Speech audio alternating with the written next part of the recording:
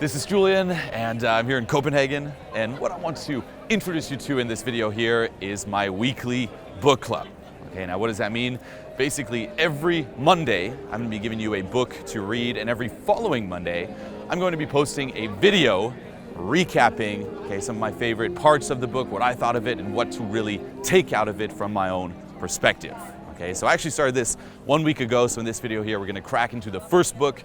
Check the comments here below for the next book that I'll be posting a video on next Monday, and enjoy. So today's book is Busy, okay, How to Thrive in a World of Too Much by Tony Crabbe. And this book here was actually a pleasant surprise. Usually, if you read a lot of self-help business, management books, there's generally like a couple big concepts. You're like, oh my God, that was genius. And the rest of the book is just, kind of repetitive. You have to fill out the pages, so they kind of just go back to these concepts, add a bunch of examples, and at the end, you're pretty much, okay, well, I got it within 20 to 30 pages. Oftentimes it's, I got it within the title even. But this book here is actually a lot deeper than that. And I was just really surprised. I was like, oh my God, the entire way through, there were new concepts, new ideas. The way he relates busy to every single aspect of your life was amazing. So if you haven't read it, check it the fuck out now. Okay, and I'll crack into some of the notes here. And the premise of this book is basically, we live in a world of too much. Okay, there's like too much to do, too much pressure, too much work, too much information, a culture of too much, and things are getting worse. We tend to have this, unrealistic belief that, what, I'm busy now, but things are going to get better. The answer is no. If you're busy now, you're going to get way busier. It's the same if people are tired. It's like, I'm tired, but I'm just going to wait till I have more energy. It's like, hey, if you're tired now, you're getting older. The older you become, the more responsibility you take on. Hell yeah, it's going to get worse. So get rid of that unrealistic belief here. And what he basically says is, again, we live in a world of busy. Okay, there's just way too much. And it's pretty interesting because in our culture, we tend to value it where we take pride in being busy. If you ask someone, it's like, I'm just so busy. You assume, they're working so much, they're doing well, they're getting ahead in life because they're filling up their days. You don't want to be lazy. Busy is good. But it's not, okay? And what he says here is you should actually be embarrassed to be busy instead of being proud. And this can be hard to do, okay, as I mentioned before, because guess what? Everyone else is busy too. So, disassociate like all that value of busyness is good, busyness is bad, okay? Busyness is an addiction.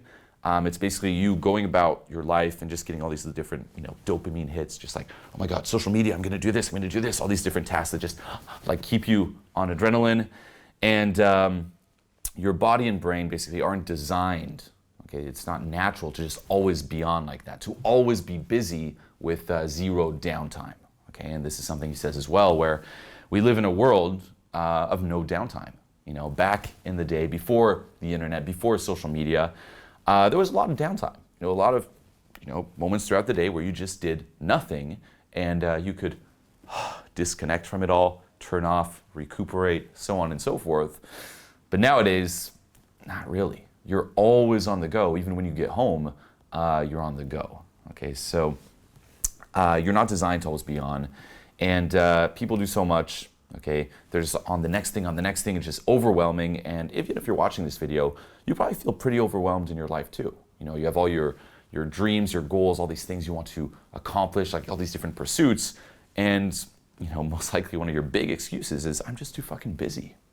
I have already all these things to do. How the fuck do I do it? Even with reading a book, I'm doing this once a week, okay, a book video. And most likely you're like, how the fuck do I read a book in a week? How do I read? I'm too busy. I don't have the time, okay? And that's the world we live in. And the downside of busyness, is as I mentioned before, you're not meant or designed to always be on. The other one is you feel productive because you're doing so much, when in reality you're procrastinating because you're doing so much. But if you look at your life, if you really just audit your life, probably a lot of the things you do are just menial tasks. It's the easy things to do versus the hard work. And the other reason, being busy is not good is because you're living a life of reaction. Okay, and this is, most people, you wake up and what's the first thing you do in the morning? You grab your cell phone You're like, oh my God, cell phone, okay, all these texts, all these emails, oh my God, what do I have to do today? And you start off your day in reaction. You're like, okay, I'm gonna do this, I'm gonna do this. The first thing people do is they clear their emails. It's like, oh my God, 10 new emails, 20 new emails. Red. It's like, that's how you start your day. And guess what? Is clearing your email one of the most important things you could do? Okay, first of all, no, that's a menial task.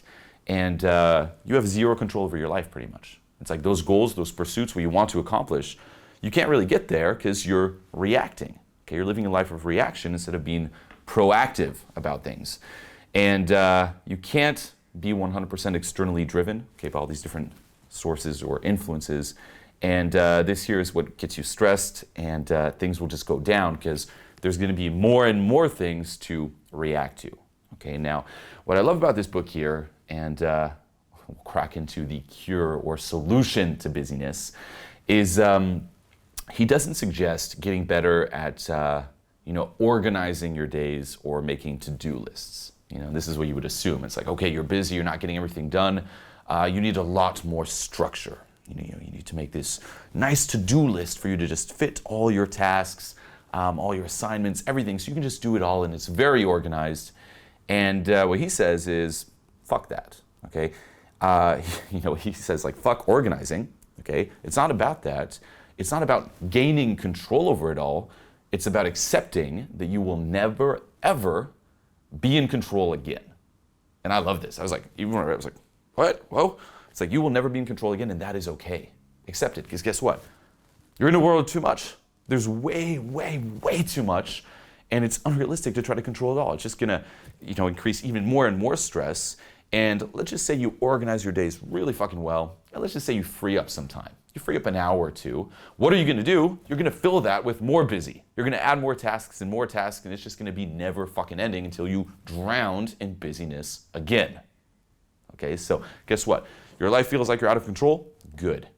Embrace it. Be okay with that. Okay, better time management is a fantasy. There's just too much to do. It won't make you happier. Okay, you think, oh, if I just do it all and I'm more efficient. No, it won't make you happier because, again, you're just going to be jumping to the next task, like getting to the future. You won't enjoy the moment. You won't be able to relax. It's just too much fucking pressure.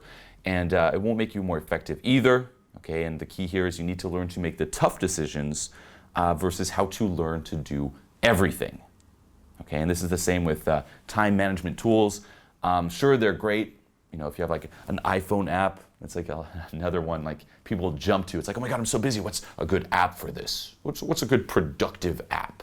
And they're awesome. Okay, and I do recommend them. However, again, those are tools. They're not necessarily the cure to it all.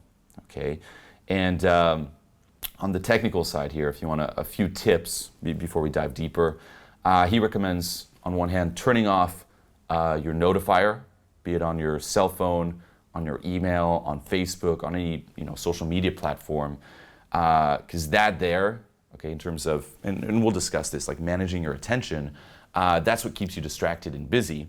Because let's just say right now you're like, okay, I'm gonna work on something. Let's just say even me right now, I'm gonna organize my notes a bit for this video on this book, Busy. Very likely, okay, if I didn't have everything turned off, I would be jumping on here, start writing, okay, I'm organizing, and then I'd hear, ding, the little Facebook notifier. And I'm like, I wonder what was that? Was it a message? Was it a comment?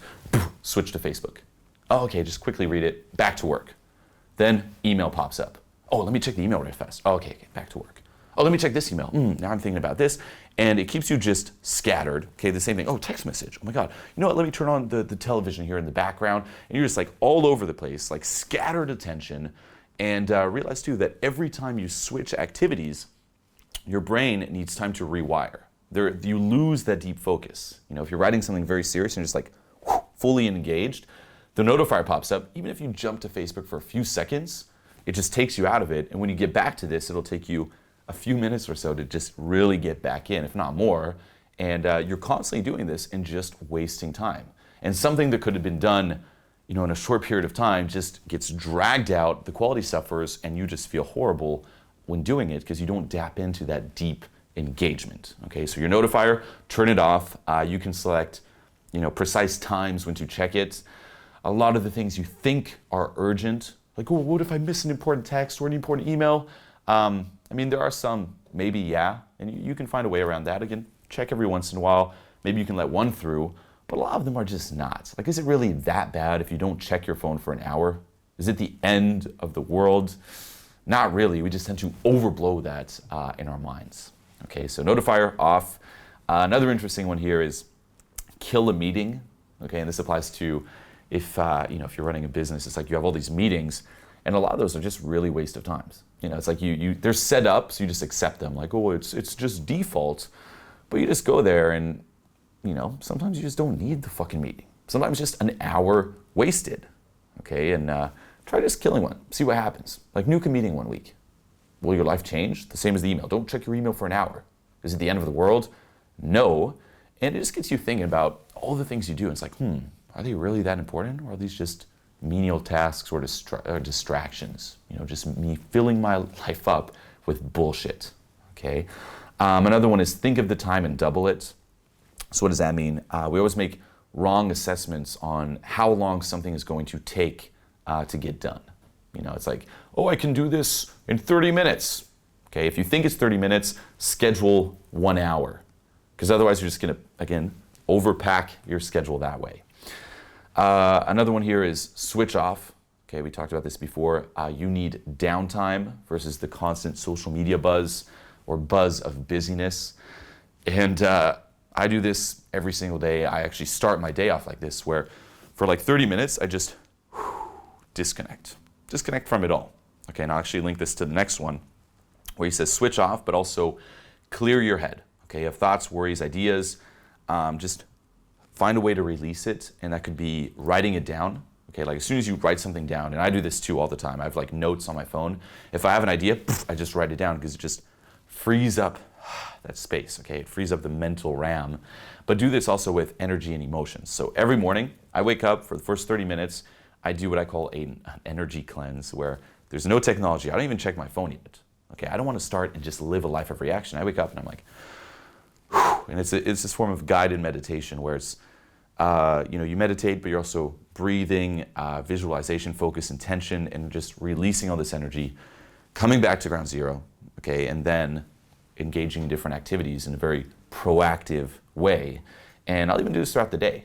I'll just check up like, oh my God, am I tense? Am I running am I all over the place? Okay, or take a break. And your break is not watching TV, it's not surfing the web, it's not going on your phone, it's nothing. Just downtime, okay? Just being by your fucking self with your thoughts away from it all, okay?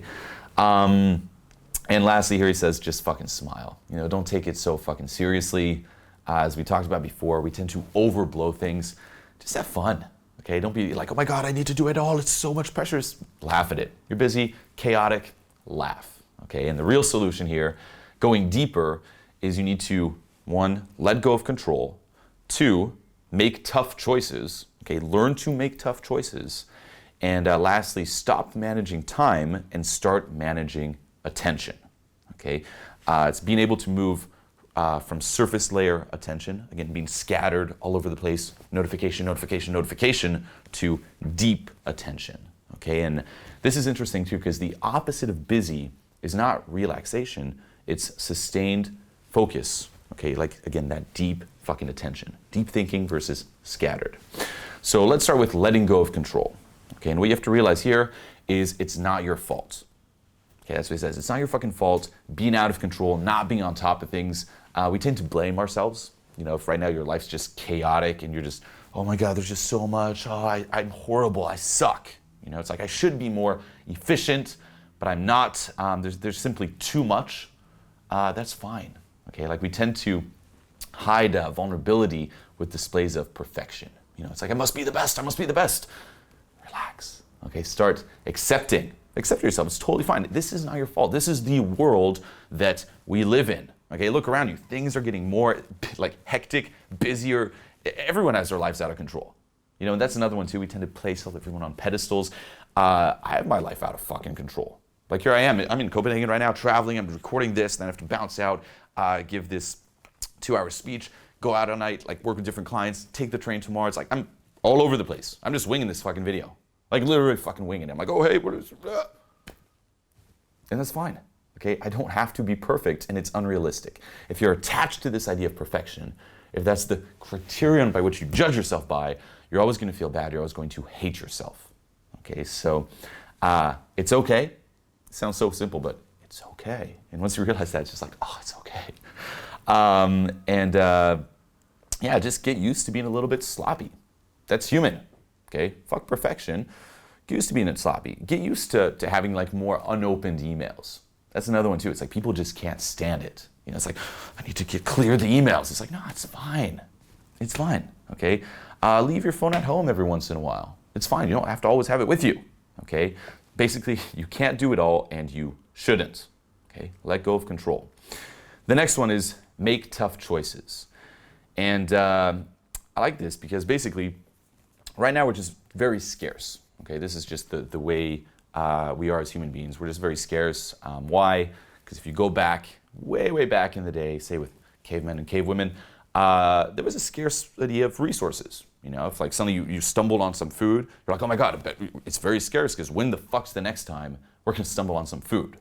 But right now, okay, in this world of too much, again, it distracts us, we get overwhelmed. What's the plus side? There is no more scarcity. We live in a world of such abundance. Okay, now for most parts of the world, such fucking abundance, it's ridiculous, and our brain, if you will, has not rewired yet to the current circumstances that we're in. And here you have to realize you're no longer in scarcity. Okay, the limits, they're gone, and if you keep acting the same ways back in the day, you're gonna be, you know, like one of those fish where if you keep feeding the fish, it's just gonna keep eating until it fucking dies. And that's what we're doing. It's like we're so scarce and there's so much, we're just like more, overwhelmed and just done. Okay, so if you're busy, it's just because right now you haven't made the right choices. Okay, you're not realizing we're in abundance and you're still trying to do everything instead of doing the right things. Okay, it's about making the right choices. And this, of course, is a muscle that you build. Okay, so stop trying to do everything. You basically want to you have greater focus on fewer things. Okay, it's like, don't do everything, pick the important ones, and then immerse yourself in them. That's the real solution to busyness. And this is actually a lot harder. Okay, why? Because doing everything is the easy thing to do. You know, the example he uses in the book here is, say you go to a buffet. Okay, and there's all this food. What, you know, assuming you're like me, like what we all do is we go there and we just take everything, and at the end, usually we just took way too much, more than we can eat. Okay, reminds you a bit of Busy, where it's like we'll take on this task, and there's just way too much. And the question you should ask yourself is not basically what he says here. It's not whether or. It's like, here's some shrimp. Would you like shrimp? Yes or no? It's not yes or no, because the answer is like, well, of course I do. Do you want this? Of course I do. Do you want this? Of course I do. It's like, it's better to have it than not. And then you take on everything. It's not whether or, it's which do you prefer? Okay, you have to start prioritizing. It's like, okay, do you want the shrimp or do you want the steak? Can't have both. Which one? Oh, I guess the steak. Good. Not, do you want shrimp or no? Do you want steak or no? Then you end up with too much. Okay, prioritizing, choosing the right things. And the reason we don't do this is it's a lot harder and it requires a lot more mental energy. Okay, saying yes to everything is easy. It's like autopilot. We're just like conserving energy. Suddenly thinking about it all like, which do I prefer? It's pretty fucking exhausting. Okay, and this is the hard thing to do, but this here is the solution. Okay, what's the most important things to do? Right now, if you look at your day, there's all these tasks. It's not like, would this task help me? Would it be better to do it, yes or no? It's take two of them and choose which one. Can't do both, which one? And suddenly you start seeing how important they really are. And those are the choices you have to make, okay? And it's tough because we hate losing out on things too. We're like, we want to do it all, but you can't, okay? Accept that you can't, and then just see what really fucking matters, okay? And again, like being busy is avoiding this, because it's like we hate making choices too, just in general. There's so many paths. It's like either we want to do it all, or we just don't want to choose. Because again, it's like, I don't know what the right thing to do is. And busy is, again, avoiding that anxiety. It's like, oh, I'm just going to get lost in busy. Okay, so choose the big ones And some other interesting concepts here too. He talks about the busyness curve not being linear, okay, where usually you can stack on a lot of these little things, and at some point, boom, it just hits you and you're overwhelmed. And you can kind of trace how far down the curve you are, as it's going to leave, clues where right now, if you look at your life, and this is what he says, like when he starts getting busy, for example, he'll start drinking green tea. It's like one of the symptoms, like, oh shit, I'm approaching that point of being overwhelmed. He'll stop reading, he'll start losing things. He'll skip out on stuff. His willpower will diminish, he'll have less boundaries. So if that's you and you sense that, you're like, oh my God, you're approaching that limit of too busy and you have to take care of some things. Okay, you have to readjust your life a bit. And some exercises here that I like too is choose one thing not to do every day. Okay, if you want to get used to this here, every single day, look at your day and choose one fucking thing that you're not going to do. Okay, it gets you in a habit of, again, it's like which one you prefer. Nuke one. And you also see it's not the end of the fucking world. And the other one here is basically focus on something until you get distracted and time it. Okay, so if you have a task like preparing for the video, time yourself and see how long it takes before you either check your phone, like, oh, I need to take a break and go do this and go do that. Oh, check the email, check Facebook. When you get distracted, see how long it takes.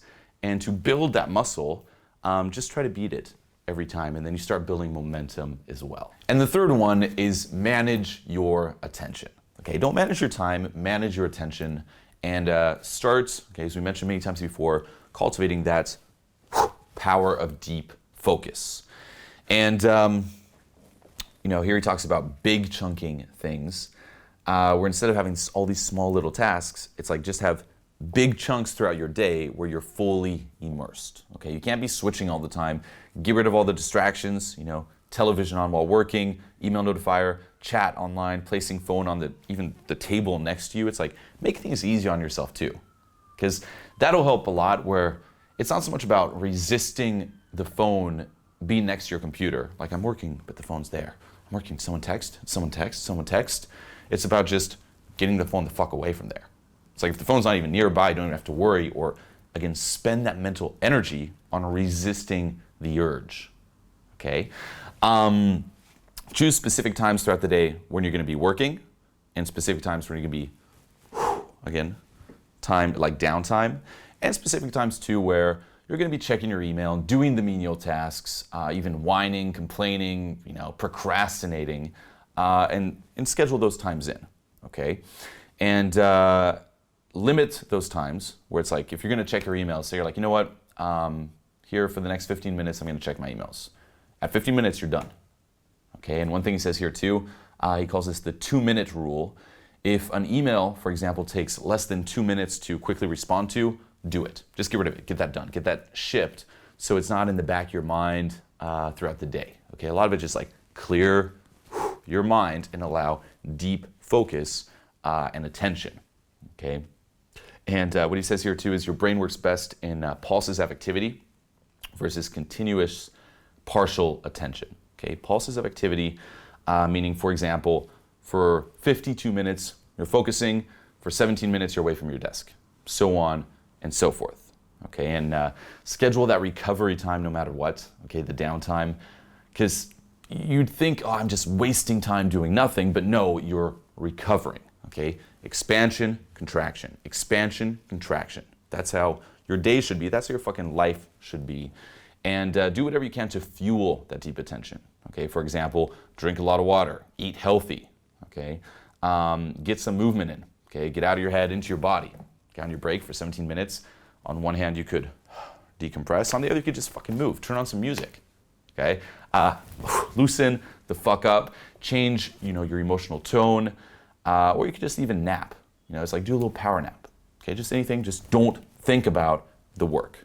Be fully immersed when you're doing it, not when you're away from it. And building on engagement here too. Okay, and I love this because this touches on something that I've been teaching for a long time, which is the difference between external stimulus versus internal fulfillment.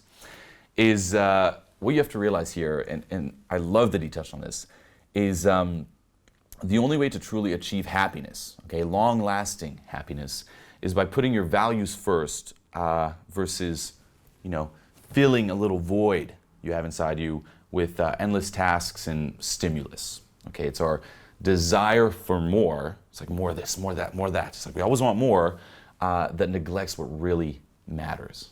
Okay, and basically it says here is stop striving for more, put your own values first, depth over distraction, engagement over stimulus. And if you look around you, in today's society, people are slowly switching off. It's like kind of just disconnecting from what I call internal fulfillment, from true happiness. They're going home not fulfilled. Even going home, and this is interesting with busyness, is you go into work and you leave work feeling more stressed and like there's more to do than even going into it. But so we come home, we're not really fulfilled. There's this constant little void inside of us that we're just trying to fill. We try to fill it with food, with drinks, with drugs, with money, with objects, with even different relationships. It's like, what'll make us happy? And we're just never content. It's like that endless pursuit of happiness because we're looking for it externally in the wrong things. Okay? We're looking for more money, more fame. That's what we think success is, like earning, reputation. And that gets you cut off from what really fucking matters. Okay? And what he says here is when the goal is more, we will never be satisfied. Okay? More is not enough. We have the wrong values. Okay? They're all external. It's like money, wealth, image, status, fame, self-image, popularity versus internal values. Those are the ones that matter. And we tend to value both. Okay? It's not black and white, like external versus internal. But if we had to choose between the two, we'd choose most likely something external versus being, say, internally fulfilled. Okay? And what he says here is don't do it for the reward. Okay? You succeed when you love what you do, when you thrive in what you do. And that can't happen if the primary reason is money or a certain result. Okay? And linking this to external stimulus or internal fulfillment, external stimulus is that dirty little temporary high when you experience happiness from something external to you, coming from that frame of mind of filling this void. It's like, oh, I feel unhappy, let me drink. It's like this dirty little high. But anything based on the, in the external world is fleeting. Okay, and you probably realize this within your life. There's all these things you wanted probably in the past and you finally got, and did they really make you happy? I guess it's temporarily. And now you're probably chasing something else. Right now in your life situation, you're probably chasing something else. And it'll just never be enough. It'll be the next thing, the next thing, the next thing. And you have to, again, let go of that and re-addict yourself to what I call internal fulfillment. Okay, away from external stimulus into internal fulfillment. And how do you experience that? Okay, how do you draw happiness from there? By taking right action and, as he mentioned here, just being fully engaged. It's like you don't really want to, you do it, and then you're pushing, you're expanding, and there's that sense of accomplishment, pride. It's not as strong, again, as the dirty high of external stimulus. It's a little bit more subtle, and it'll take time to addict yourself to it, but once you connect with that, you'll never ever let it go. It's just like, whew. And then of course it's not about the result. The result's the bonus, but the fun is just being engaged and loving what you do and thriving in what you do. Okay? And yeah, it's about like contribution, wealth and success. It's not in terms of what you have, but in terms of what you do. And we overestimate the impact that things will have on us and how long it'll last. Okay, it's like, again, happiness is fleeting. And we sacrifice too much for things that give too little in return. If you want to go a little deeper here too, and he actually touches on this in the book as well, is learn to be okay with being alone with your thoughts. Okay, and this is pretty interesting because there's two sides of it. Okay, it's like internal fulfillment is you just being fully engaged and loving what you do, but if it's coming from a place of running away from something, then you'll never truly get it either. Okay, so it's a mix of the two where you're either, again, the trap is I'm doing something to get to a goal, to get the results, to get the reward, the outcome. That's bad. But if you're doing something, running away from something, that's bad too. So ask yourself, what are you running away from if that's the case? How comfortable are you being by yourself alone with your thoughts? That's really the question. It's like, how much do you like being alone with yourself? And most people don't. Most people, they can't stand it. And this is why they even resist downtime. You're by yourself for 10, 15 minutes, you're like, because guess what? That little, chatterbox, your little voice kicks in, and it doesn't always say the nicest things. Okay, and that there's a separate issue you have to fix too. You should love being alone with yourself. And here we don't. And we try to, again, avoid that. It's like with more and more tasks. Even when you get home, it's like you have all these, your television, the internet, you have all these things to just avoid being alone. Okay? We dread idleness, and we have to learn here is getting comfortable with your emptiness. Okay? And you have to do this so you're not running away from it. It's like once you're comfortable with it, then you just keep pushing for the sake of expansion, but not like, it's like because you want to do it, not because you need to do it, okay? And this is just fucking huge, okay? And he also touches on busyness when it comes to success and business in a way, where he says success is not in terms of how much work you do, like how productive you are, but differentiation. Okay, for example, people think, and we talked about this before, like clearing your email is being productive. Okay, is it? No. And again, you can just get lost in doing so much and just spinning your wheels and stagnating. Okay, and here it comes down to strategic focus. Okay, and it's audience-based or product-based positioning. Okay, it's like, again, what's the right thing? Not everything, what's the right thing? Starts thinking strategically like that. The same with your core strengths. It's like only do your core strengths versus trying to do everything. Okay, be okay with delegating and being okay with trade-offs too. Okay, remember, we hate losing out. Start being okay with that. And the example he uses here is Ryanair. Okay, and Ryanair is a cheap airline here in Europe. And there was a review, or I think some magazine or something that interviewed them, and they just destroyed their customer service. Okay, because they have horrible, horrible customer service. And what's interesting is the CEO, his response is, we don't do customer service, we do cheap flights. And I love that. It's like, hey, we're not trying to do everything. You like the cheap flights? Awesome. Our customer service sucks? Yeah, but you get cheap flights. That's what we do. Done. Okay? Don't try to do everything. What are your core strengths? Be okay with the trade-off. In business, what are you going to do? Be okay with the trade-off there. You want this? Good. What are you willing to sacrifice? Okay, I love that way of thinking. And then prioritizing is key. Okay, do the big stuff first. Okay, the important stuff first, and fit the little stuff around it. The order, the sequence matters. It's not just about doing the right things, but you have to do the right things in the right order. And in terms of your focus, there's 3 horizons. There's short-term, mid-term, long-term. What he suggests here is focus on the second horizon, which is the mid-term. Okay, if you're too focused on the short-term, you'll just get lost and busy. If you're too focused on the long-term, that long-term goal will just kind of distract you from all this stuff. It's like, oh, in 5 years, yes, in 10 years, focus on the midterm. That's what really keeps like a good balance of the two and keeps you moving forward. Okay. He links busy as well in terms of relationships, and we all need relationships, like social connectedness. But what tends to happen is your relationships cannot thrive without your full attention and presence. And obviously, if you're just busy all over the place, you're there, but you're not really there. It's like we're always, like even at a dinner, and this is ridiculous, like, there's a game you can actually play where at dinner it's like you just set your phone on the table and you just stack them, and the person who checks their phone first, they buy dinner for everyone. You do that, you won't check your phone. But at dinner, you'll be surprised. You're probably spending half the dinner you have, say you go out to a restaurant with some friends, on your fucking phone. And they are too. It's like you're there, but you're not fully there. Okay, there's not that same deep connection. It's very surface level. And what does this do? Obviously, it sucks the richness out of your relationships, and you feel that same void. And here's the trap. Here's the cycle. You get all busy, and you're trying to fill it, or again, it sucks the richness out of your relationships. And because you're so busy, you're not filling that void. But to compensate for that void, you become even busier and busier and busier. And you just keep going down, okay? And here, it's like, ask yourself really, what are you aspiring to?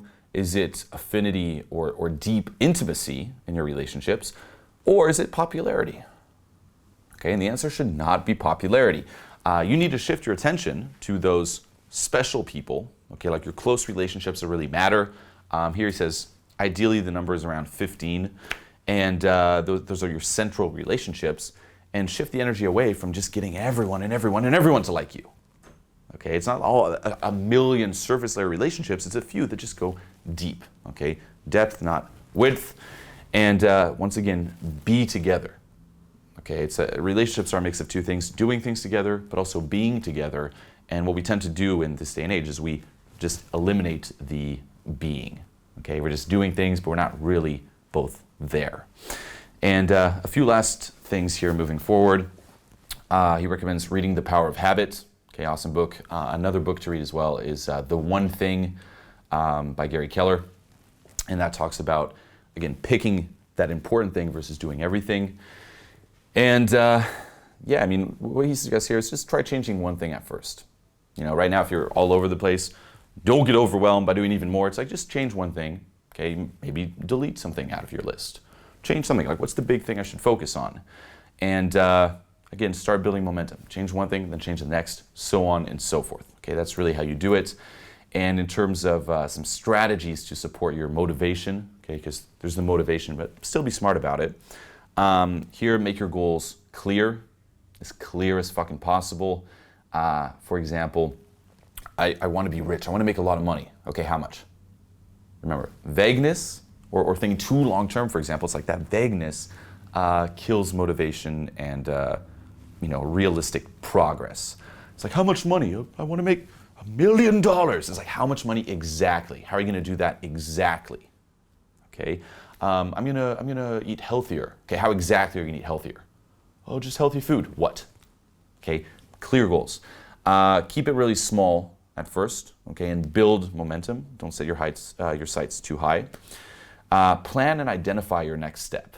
Okay, and I love this, where we tend to focus just on, okay, here's the new thing to do. Focus on the thing to do after that too, because otherwise you'll just get blocked in doing that. Okay, it's always have like two goals, like little one, bigger one. Okay, focus on little one, but keep that one in mind so you know you're not just going to be stuck there. That's not the fucking finish line.